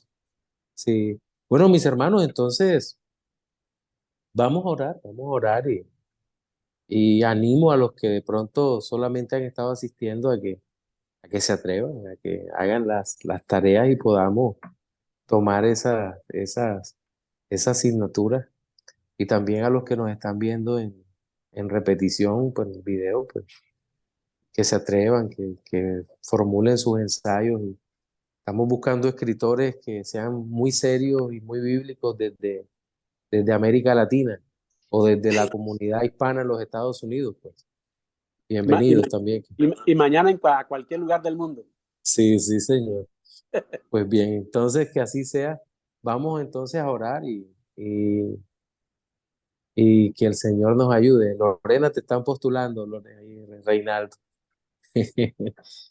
Bueno, Señor, te damos las gracias.